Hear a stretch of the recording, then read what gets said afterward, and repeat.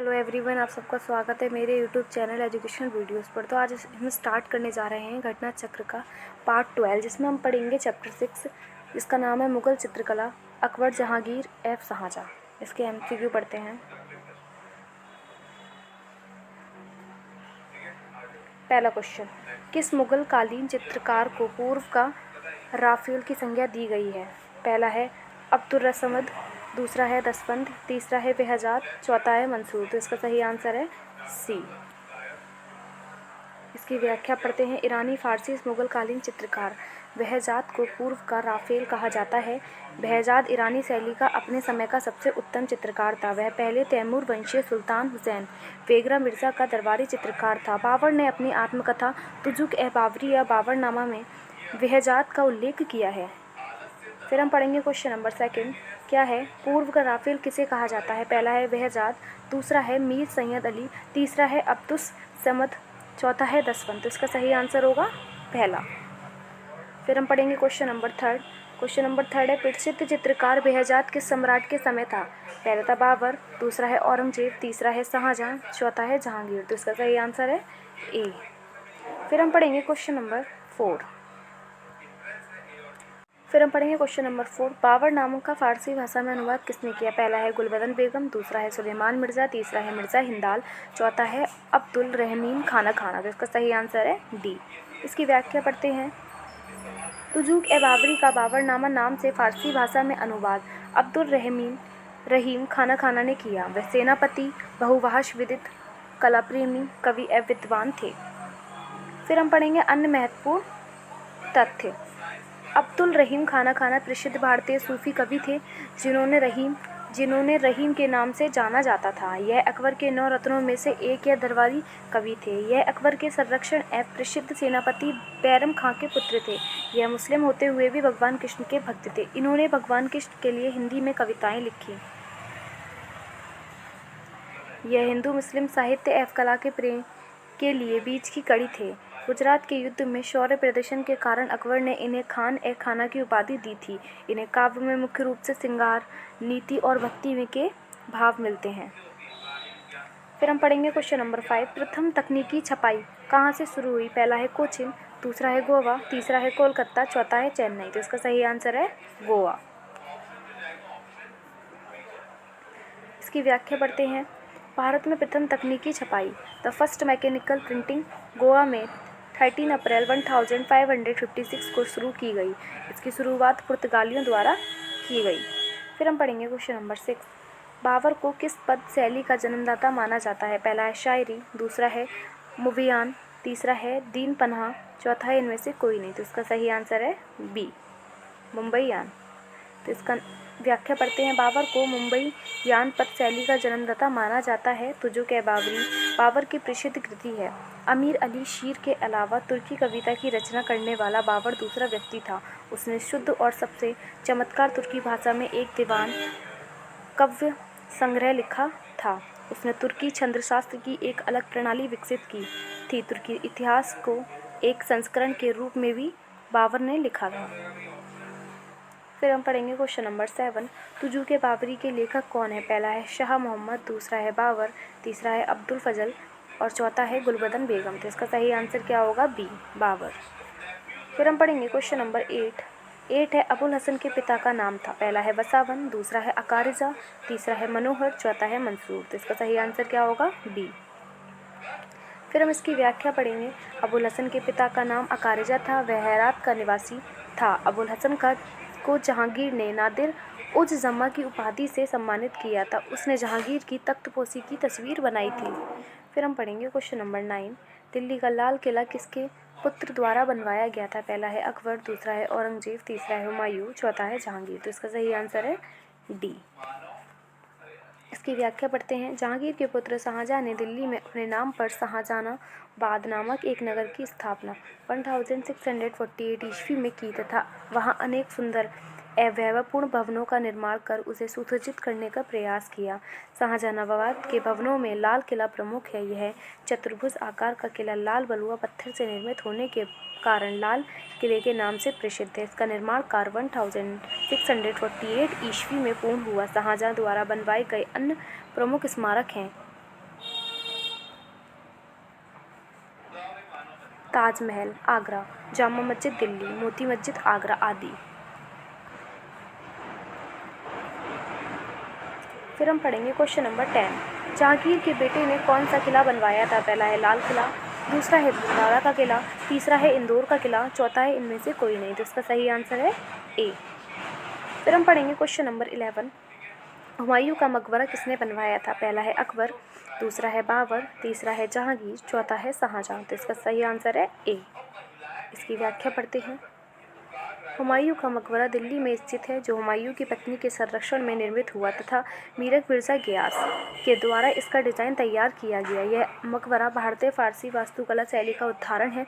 विकल्प में उपयुक्त में से किसी का नाम न होने के कारण अकबर माना जा सकता है, क्योंकि हुमायूं की मृत्यु के बाद शासनकार अकबर के हाथों में आ गया था।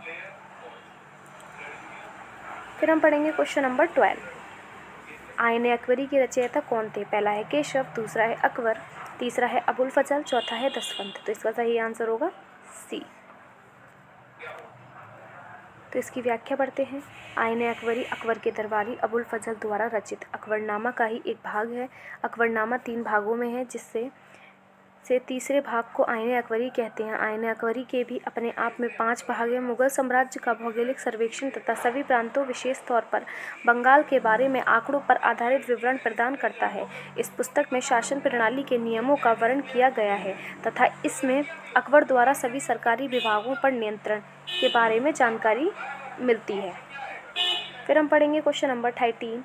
आईने अकबरी पुस्तक के लेखक कौन थे? पहला है केशव, दूसरा है जगन्नाथ, तीसरा है दसवंत, चौथा है अबुल फजल। तो इसका सही आंसर होगा डी। फिर हम पढ़ेंगे क्वेश्चन नंबर 14। आईने अकबरी का मुख्य चित्रकार कौन था? पहला है केशुदास, दूसरा है अबुल फजल, तीसरा है शमशाद, चौथा है मौलाराम। तो इसका सही आंसर है डी। फिर हम पढ़ेंगे क्वेश्चन नंबर 15 है क्वेश्चन नंबर। तारीख-ए-अल्फी क्या है? पहला है मुगल इतिहास, दूसरा है ईरानी का इतिहास, चौथा है दुनिया का इतिहास, तीसरा है दुनिया का इतिहास, चौथा है कश्मीर का इतिहास। तो इसका सही आंसर है बी। इसकी व्याख्या पढ़ते हैं। तारीख-ए-अल्फी में ईरान का इतिहास वर्णित है। इसकी रचना 1582 में अकबर द्वारा नियुक्त एक समिति के द्वारा की गई थी। अन्य महत्वपूर्ण तथ्य: जिस समिति में तारीख-ए-अल्फी की रचना की, उसके अध्यक्ष मौलाना अहमद थे। इसको लिखने का मुख्य उद्देश्य पहली मुस्लिम सहस्त्राब्दी का इतिहास लिखना था। इसमें महमूद गजनवी के इतिहास का भी वर्णन है। फिर हम पढ़ेंगे क्वेश्चन नंबर 16। अकबर ने किस राज्य पर अपनी विजय के स्मारक के रूप में बुलंद दरवाज़ा बनवाया था? पहला है गुजरात, दूसरा है बंगाल, तीसरा है उड़ीसा, चौथा है दिल्ली। तो इसका सही आंसर होगा ए। अब इसकी व्याख्या पढ़ते हैं। अकबर ने गुजरात विजय 1572 से 73 के उपरांत 1575 में कुछ इतिहासकारों के अनुसार 1601 में फतेहपुर सिकरी के बुलंद दरवाज़ा बनवाया था। इसकी ऊंचाई 134 मीटर है। यह 42 फीट ऊंचे चबूतरे पर स्थित है। यह फतेहपुर सिकरी का जामा मस्जिद की दक्षिण दीवार में निर्मित है तथा भारत का सबसे ऊंचा और वैभवशाली प्रवेश द्वार भी है। फिर हम पढ़ेंगे क्वेश्चन नंबर 17। बुलंद दरवाज़ा की ऊंचाई है। पहला है 150 फीट, दूसरा है 234 फीट, तीसरा है 134 फीट, फोर्थ है 124 फीट। तो इसका सही आंसर है सी। फिर हम पढ़ेंगे क्वेश्चन नंबर 18। मुगल शैली की उत्पत्ति किन 2 शैलियों के सम्मिलन से हुई? पहला है बंगाली या पहाड़ी, दूसरा है कांगड़ा या दक्कनी, तीसरा है राजस्थानी या वीरानी, चौथा है ईरानी या बंगाली। तो इसका सही आंसर है सी। तो इसका सही आंसर होगा सी। इसकी व्याख्या पढ़ते हैं। मुगल शैली भारतीय, राजस्थानी या फारसी या पारसियन ईरानी शैली के सम्मिश्रण से उत्पन्न हुई।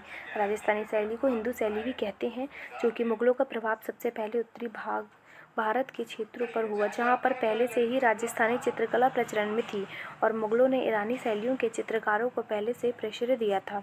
ऐसे में इन दोनों शैलियों के मिश्रण से इंडो पर्शियन शैली आगे चलकर मुगल शैली के रूप में विकसित हुई।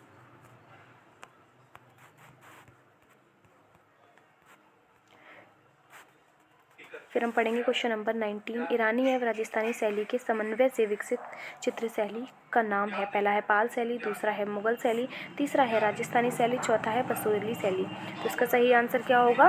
बी। इसकी व्याख्या नहीं है। इसकी क्वेश्चन नंबर 20 पढ़ते हैं। किन 2 शैलियों के समन्वय से मुगल कला का आरंभ हुआ? पहला है हिंदू और ईरानी, दूसरा है मुस्लिम और चीनी, तीसरा है फारसी और हिंदू, चौथा है इनमें से कोई नहीं। तो इसका सही आंसर है ए। फिर हम पढ़ेंगे क्वेश्चन नंबर 21। मुगल चित्रकला के इन 2 शैलियों का परिमाण है। पहला है कश्मीर और पंजाबी, दूसरा है राजस्थानी और दक्षिणी, तीसरा है भारतीय और फारसी, चौथा है फारसी और यूरोपीय। तो इसका सही आंसर होगा सी। फिर हम पढ़ेंगे क्वेश्चन नंबर 22। मुगल चित्रकला 2 शैलियों के मिश्रण से बनी। पहला है राजस्थानी, दक्कनी, कश्मीरी, पंजाबी, जैन, पाल, भारतीय, पार्शियन। तो इसका सही आंसर क्या होगा? डी। फिर हम पढ़ेंगे क्वेश्चन नंबर 23। गोवर्धन पर्वत को उठाते हुए कृष्ण एक मुगल लघु चित्र है एक पांडुलिपि का जिसका नाम है। पहला है शिव पुराण, दूसरा है विष्णु पुराण, तीसरा है हरिवंश पुराण, चौथा है भागवत पुराण। तो इसका सही आंसर है सी। इसकी व्याख्या पढ़ते हैं। गोवर्धन पर्वत को उठाते हुए कृष्ण हरिवंश पुराण पांडुलिपि का एक चित्र है। यह अकबर के चित्रकार उस्ताद मिशिगन 1585 से 90 द्वारा बनाया गया था। यह वर्तमान में metropolitan museum of art New York USA में संग्रहित है। हरिवंश पुराण उन संस्कृत पांडुलिपियों में से एक है जिसका मुगल शासकों द्वारा फारसी में अनुवाद करवाया गया। फिर हम पढ़ेंगे क्वेश्चन नंबर 24। मुगल लघु चित्रकला शैली का विकास हुआ। पहला है 15वीं से 19वीं शताब्दी के शुरू तक, दूसरा है 14वीं से 17वीं शताब्दी के अंत तक, फिर तीसरा है 16वीं से मध्य 19वीं शताब्दी तक, चौथा है 15वीं से 18वीं शताब्दी तक। तो इसका सही आंसर क्या हो गया? सी। इसकी व्याख्या पढ़ते हैं। मुगल चित्रकला लघु चित्रकला शैली है जो 16वीं शताब्दी और 19वीं शताब्दी के मध्य तक भारतीय उपमहाद्वीप में विकसित हुई। यह चित्रकला परिष्कृत तकनीक और विषय वस्तु की विविधता के लिए जानी जाती है। मुगल चित्रकला ने कई पर्वतीय चित्रकला शैलियों व भारतीय चित्रकला शैलियों को प्रेरित किया, जिसके कारण भारतीय चित्रकला में मुगल चित्रकला शैली का एक विशिष्ट स्थान है। फिर हम पढ़ेंगे क्वेश्चन नंबर 25। स्थिर चित्रण प्रमुख रूप से देखने को मिलता है। पहला बंगाल शैली में, दूसरा मुगल शैली में, तीसरा पाश्चात्य शैली में, चौथा अजंता शैली में। तो इसका सही आंसर है सी। इसकी व्याख्या पढ़ते हैं। स्थिर चित्रण प्रमुख रूप से पाश्चात्य शैली में देखने को मिलता है। मुगल शैली भारतीय शैली तथा पार्सियन शैली का मिश्रण है। मुगल शैली भारतीय, हिंदू शैली, जैन और बुद्ध शैली से प्रभावित रही। स्थिर चित्रण मुगल कला में ही फला फूला। फिर हम पढ़ेंगे क्वेश्चन नंबर 26। लघु चित्रों में राजाओं के चरित्र को दर्शाया गया है। पहला है राजपूत लघु चित्र, दूसरा है मुगल लघु चित्र, तीसरा है पहाड़ी लघु चित्र, चौथा है जैन लघु चित्र। तो इसका सही आंसर है बी। फिर हम इसकी व्याख्या करेंगे। मुगल लघु चित्रों में राजाओं के चरित्र को दर्शाया गया है। इनमें प्रमुख रूप से तैमूर के दरबार के राजकुमार चित्रकार अब्दुसमद 1545 से 50, ब्रिटिश संग्रहालय लंदन, ग्वालियर के किले का निरीक्षण करते बाबर, चित्रकार भूरे 1598 ईस्वी, राष्ट्रीय संग्रहालय नई दिल्ली दरबार में जहांगीरनामा, चित्रकार अबुल हसन और मनोहर 1620 ईस्वी, ललित कला संग्रहालय बोस्टन इत्यादि हैं। फिर हम पढ़ेंगे क्वेश्चन नंबर 27। प्रारंभिक रेखांकन पृष्ठभूमि, आकृत्याकार, व्यक्ति चित्रण व पूर्ण वाद्य रेखांकन लघु चित्र कार्यशाला में विभिन्न कलाकारों की योग्यता के आधार पर बांटा गया था। पहला है राजस्थानी लघु चित्रण, दूसरा है पहाड़ी लघु चित्रण, तीसरा है दक्कन लघु चित्रण, चौथा है मुगल लघु चित्रण। फिर इसका सही आंसर क्या होगा? डी। इसकी व्याख्या फिर हम इसकी व्याख्या देखते हैं। मुगल लघु चित्र प्रारंभिक रेखांकन पृष्ठभूमि, आकृतिकार, व्यक्ति चित्रण व पूर्ण वाद्य रेखांकन लघु चित्र कार्यशाला में विभिन्न कलाकारों की योग्यता के आधार पर बांटा गया था। कार्यशाला में चित्र बनाना विभिन्न कलाकारों के सामूहिक प्रयास का प्रमाण था। फिर हम आगे बढ़ते हैं। फिर हम पढ़ते हैं क्वेश्चन नंबर 28, जिसमें है मुख्यतः मुगल लघु चित्र चित्रित हैं। पहला है ताड़पत्र, दूसरा है पशु खाल, तीसरा है सिल्क का कपड़ा, चौथा है हैंडमेड पेपर, यह हस्त निर्मित कागज। तो इसका सही आंसर है डी। इसकी व्याख्या पढ़ते हैं। मुगल कालीन लघु चित्र विशेषकर हस्त निर्मित कागजों पर बनाए जाते थे। किताबें बनाने के लिए पहले हाथ से कागज बनाया जाता था और फिर उन्हें पांडुलिपि के अनुसार काटा जाता था। फिर पृष्ठों को लिखा जाता था। कलाकार के लिए निर्दिष्ट स्थान छोड़ा जाता था और वह कलाकारों को दिया जाता था जिससे कि वह लिखी गई विषय वस्तुओं के अनुरूप चित्र बनाए। फिर हम पढ़ेंगे क्वेश्चन नंबर 29। मुगल काल का स्वर्ण युग था। पहला है अकबर का समय, दूसरा है जहांगीर का समय, तीसरा है बाबर का समय, चौथा है शाहजहां का समय। तो इसका सही आंसर है डी। इसकी व्याख्या पढ़ते हैं। शाहजहां 1628 से 1658 ने लगभग 30 वर्षों तक शासन किया। उसका यह शासन मुगल इतिहास में विशेष महत्व रखता है। उस समय मुगल साम्राज्य अपने चरम उत्कर्ष पर पहुंच चुका था।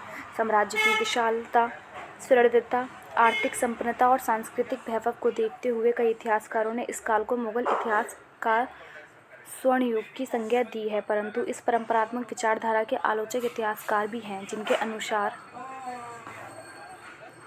अनुसार शाहजहाँ का शासनकाल एक विरोधाभास है, जिससे एक ओर उन्नति और प्रगति है तो दूसरी ओर ऐसी समस्याएं भी हैं जो मुगल साम्राज्य के पतन के बीच बोने में सहायक हुई। फिर हम पढ़ेंगे अन्य महत्वपूर्ण तथ्य। शाहजहाँ का शासनकाल सही अर्थों में मुगल स्थापत्य कला का स्वर्ण युग माना जा सकता है। जहांगीर का काल चित्रकला का स्वर्ण युग कहा जा सकता है। अकबर का शासनकाल साहित्य तथा संगीत के क्षेत्र में स्वर्ण युग माना जा सकता है। अकबर ने स्वयं चित्रकला सीखी थी और उसने चित्रकारी का कुछ अभ्यास भी किया था। मुगल दरबार ने चित्रकला को प्रोत्साहन अकबर के समय से ही मिलने लगा था। फिर हम पढ़ेंगे क्वेश्चन नंबर 13। निम्नलिखित में से किस मुगल शासक ने सार्वत्रिक स्थापत्य कला पर ध्यान दिया था? पहला है अकबर, दूसरा है शाहजहाँ, तीसरा है जहांगीर, चौथा है दारा शिकोह। तो इसका सही आंसर है बी। फिर हम पढ़ेंगे क्वेश्चन नंबर 31। मुगल चित्रकला शैली का स्वर्ण युग कहा जाता है? पहला है बाबर का, दूसरा है अकबर का, तीसरा है जहांगीर का, चौथा है शाहजहाँ का। तो इसका सही आंसर है सी। फिर हम पढ़ेंगे क्वेश्चन नंबर 32। मुगल काल में चित्रकला का उत्कर्ष किसके राज्यकाल में हुआ था? पहला है अकबर, दूसरा है शाहजहाँ, तीसरा है औरंगजेब, चौथा है जहांगीर। तो इसका सही आंसर होगा डी। फिर हम पढ़ेंगे क्वेश्चन नंबर 33। मुगल शैली का स्वर्ण काल है? पहला है जहांगीर काल, दूसरा है अकबर काल, तीसरा है शाहजहाँ काल, चौथा है बाबर काल। इसका कोई सही आंसर नहीं है, इसकी व्याख्या पढ़ते हैं। शाहजहाँ का शासनकाल मुगल स्थापत्य कला का स्वर्ण युग तथा जहांगीर का शासनकाल चित्रकला का स्वर्ण युग था। अकबर का शासनकाल साहित्य तथा संगीत के क्षेत्र में स्वर्ण युग था। प्रश्नों में यह स्पष्ट नहीं है कि कला के किस क्षेत्र की बात हो रही है। उत्तराखंड अधीनस्थ सेवा चयन आयोग ने इस प्रश्न का उत्तर विकल्प ए सही माना है। फिर हम पढ़ेंगे क्वेश्चन नंबर 34। मुगल कला का स्वर्ण कला काल था? पहला है अकबर काल, दूसरा है जहांगीर काल, तीसरा है शाहजहाँ काल, चौथा है औरंगजेब काल। तो इसका कोई सही आंसर नहीं है, इसकी व्याख्या बढ़ते हैं। नोट है इसमें, उत्तराखंड लोक सेवा आयोग ने इस प्रश्न का उत्तर विकल्प बी माना है। फिर हम पढ़ेंगे क्वेश्चन नंबर 35। निम्न में से किसने चित्रकला को प्रोत्साहित किया? पहला अकबर, दूसरा औरंगजेब, तीसरा जहांगीर, चौथा शाहजहाँ। तो इसका भी कोई सही आंसर नहीं है, इसकी व्याख्या पढ़ते हैं। मुगल सल्तनत का संस्थापक बाबर एक अद्भुत कला पारखी था। बाबरनामा के अनुसार बगीचे में दावत करते हुए उसका उत्कृष्ट चित्र है। अपने संस्मरणों में बाबर ने फारसी कला की ओर विशेषतः बेहजाद की आलेखन शैली की बड़ी ही समृद्धता-पूर्ण समीक्षा की है। बेहजाद के विषय में लिखा है कि वह एक कुशल चित्रकार था, परंतु दाढ़ी रहित युवा चेहरे ठीक तरह चित्रित नहीं करता था।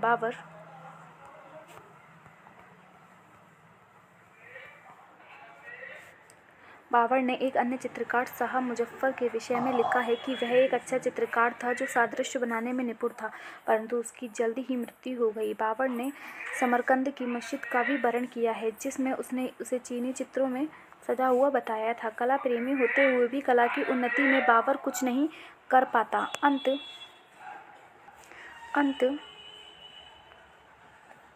कला की विरासत हुमायूं को सौंपकर संसार से विदा हो गया। कला की अभिरुचि हुमायूं को पुश्तैनी रूप में मिली। वह स्वयं उच्च कोटि का कलाकार था और अपने दरबार में अनेक कलाकारों को आश्रय देकर कला की निरंतर सेवा करता आ रहा था। ऐसा माना जाता है कि भारत में मुगल शैली की नींव हुमायूं ने रखी। अकबर ने अपने पिता से मिले कला प्रेम और कलाकारों को और भी प्रोत्साहन किया। उसने बड़े बड़े कलाकारों को दरबार में आश्रय दिया और उचित अर्थ एवं सम्मान प्रदान करके चित्रकला की उन्नति के लिए प्रोत्साहित किया। इस प्रकार लगभग 100 उच्चकोटि के चित्रकार अकबर के दरबार की शोभा बढ़ाने थे। अकबर के इन चित्रकारों की प्रसिद्धि ईरानी और यूरोपन तक फैली हुई थी। उसमें हिंदू चित्रकार अधिक थे।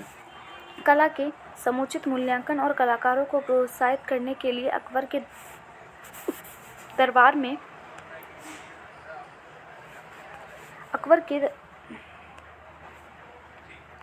दरबार में प्रति सप्ताह चित्रों की प्रदर्शनी लगा करती थी। अकबर के पुत्र जहांगीर ने वंश परंपरा से प्राप्त कला की विरासत को बड़ी योग्यता के साथ संभाला तथा उसको समृद्ध भी किया, किंतु उसके पुत्र शाहजहाँ ने अपने पूर्वजों की भांति उत्कट कला प्रिय तो नहीं दिखाई। यद्यपि उसके दरबार में भी चित्रकारों का जमघट लगा रहता था, फिर भी उनमें न तो वैसा उत्साह था और न ही कला के प्रति वैसी स्वाभाविक अभिरुचि ही। उत्तर प्रदेश माध्यमिक शिक्षा सेवा चयन बोर्ड ने अपनी प्रारंभिक उत्तर कुंजी में इस प्रश्न का उत्तर सी माना था, किंतु संशोधित उत्तर कुंजी में इस प्रश्न का मूल्यांकन से बाहर कर दिया। स्पष्ट है कि चित्रकला को प्रोत्साहन अकबर और जहांगीर दोनों ही के ही काल में हुआ था। अंत विकल्प में दोनों के रहने पर किसी एक को अभिष्ट विकल्प नहीं कहा जा सकता है। फिर हम पढ़ेंगे क्वेश्चन नंबर 36। मुगल चित्रकला विकसित हुई, पहला बाबर, दूसरा अकबर, तीसरा औरंगजेब, चौथा हुमायूं। तो इसका सही आंसर क्या है? बी। फिर हम पढ़ेंगे क्वेश्चन नंबर 37। मुगल शैली की नींव किसने रखी थी, पहला है बाबर, दूसरा है हुमायूं, तीसरा है अकबर, चौथा है जहांगीर। तो इसका सही आंसर है बी। इसकी व्याख्या पढ़ते हैं। नोट है, उत्तर प्रदेश माध्यमिक शिक्षा सेवा चयन बोर्ड ने अपनी प्रारंभिक उत्तर कुंजी में इस प्रश्न का उत्तर विकल्प भी बताया है, किंतु संशोधित उत्तर कुंजी में इस प्रश्न का मूल्यांकन से बाहर कर दिया है। फिर हम पढ़ेंगे क्वेश्चन नंबर 38। भारत में मुगल चित्रकला का प्रारंभ इनके समय हुआ, पहले बाबर, दूसरा हुमायूं, तीसरा अकबर, चौथा जहांगीर। तो इसका सही आंसर होगा बी। फिर हम पढ़ेंगे क्वेश्चन नंबर 39। निम्नलिखित में से मुगल काल में चित्रशाला को किस नाम से जाना जाता था, पहला कक्षा, दूसरा रंग महल, तीसरा कुतुबखाना, चौथा अभ्यास कक्ष। तो इसका कोई आंसर नहीं है। इसकी व्याख्या पढ़ते हैं। दिए गए विकल्पों में मुगल काल में चित्रशाला को किसी भी नाम से नहीं जाना जाता था। मुगल काल में पुस्तकालय को कुतुबखाना के नाम से जाना जाता था। उत्तर प्रदेश माध्यमिक शिक्षा सेवा चयन बोर्ड ने अपनी प्रारंभिक उत्तर कुंजी में विकल्प सी को सही माना था, किंतु संशोधित उत्तर कुंजी में इस प्रश्न को मूल्यांकन से बाहर कर दिया। फिर हम पढ़ेंगे क्वेश्चन नंबर 40। शिकार के चित्र किस शैली में सबसे अधिक बने, पहला है पहाड़ी, दूसरा है मुगल, तीसरा है कंपनी, चौथा है बूंदी। तो इसका सही आंसर क्या होगा? बी। इसकी व्याख्या पढ़ते हैं।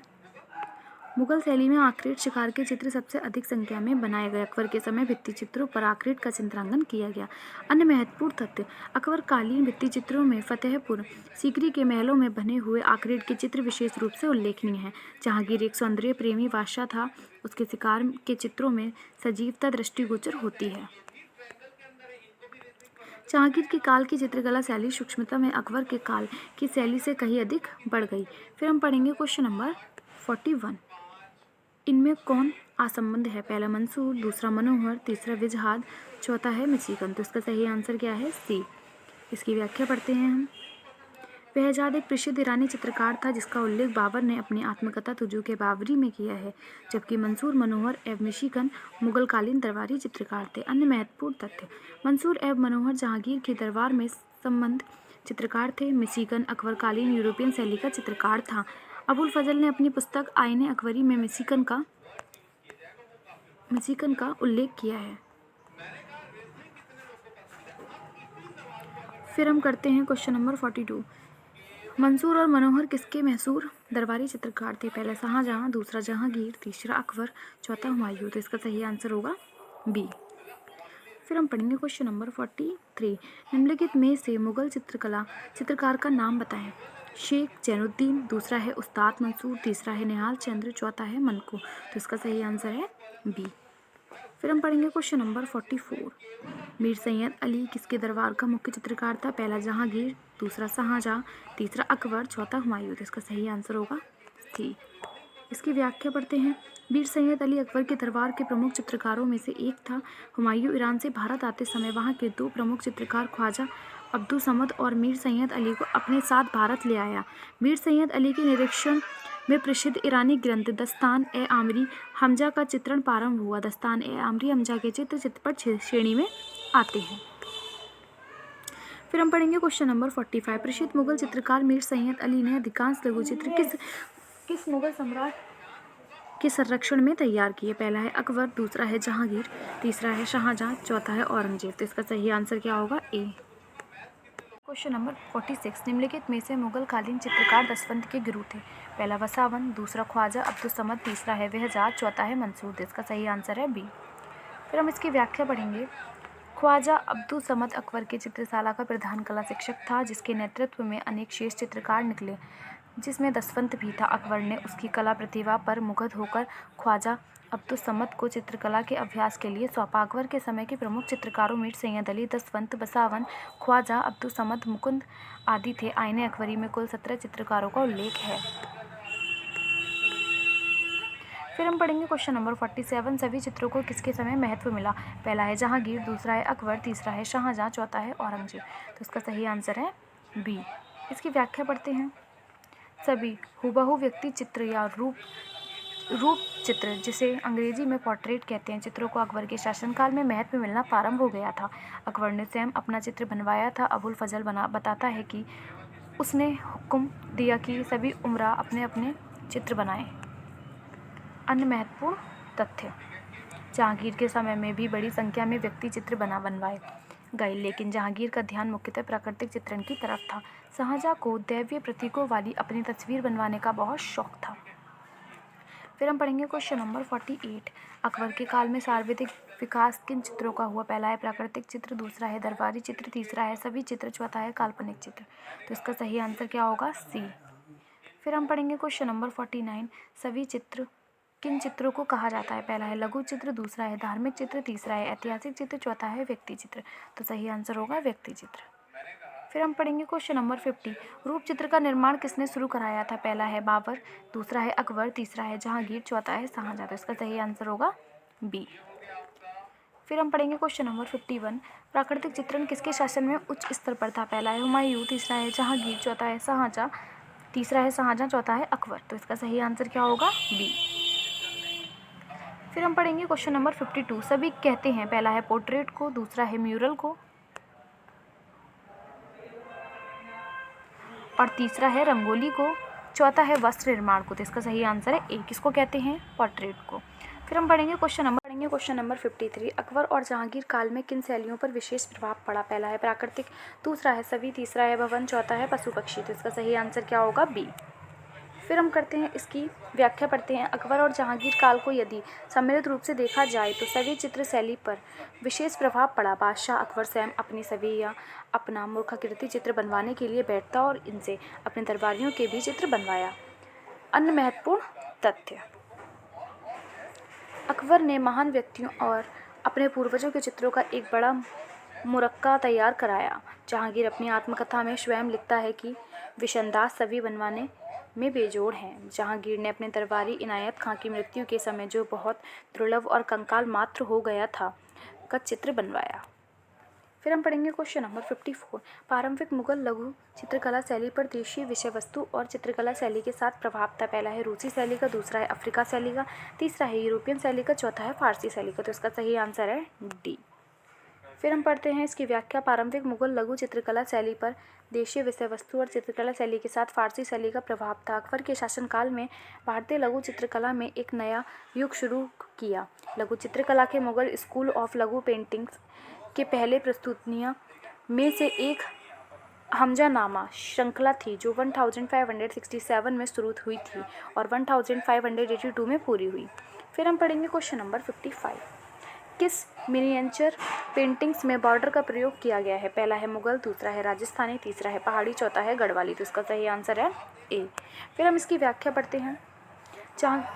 जहांगीर के शासनकाल में चित्रकला में काफ़ी प्रगति हुई। विषय और विधि दोनों में नवीनता और सजीवता आई। अब चित्रों के चारों ओर बेल बूटेदार हाशिए बॉर्डर बनाए गए, जिसमें चित्रों में अद्भुत सौंदर्य मिल सके। इस प्रयास में कभी कभी बॉर्डर ही इतने सुंदर बन गए कि मूल चित्र पृष्ठभूमि में चला गया और ऐसे लगने लगा कि चित्रकार को ध्येय बॉर्डर बनाना ही। तो ये आपका आज पार्ट 12 यहीं खत्म होता है। कल पार्ट 13 आएगा। अगर आपको मेरी वीडियो अच्छी लगे तो प्लीज़ चैनल को सब्सक्राइब करें, नोटिफिकेशन बेल आइकन को प्रेस करें, वीडियो को लाइक करें। Thank you for watching my video.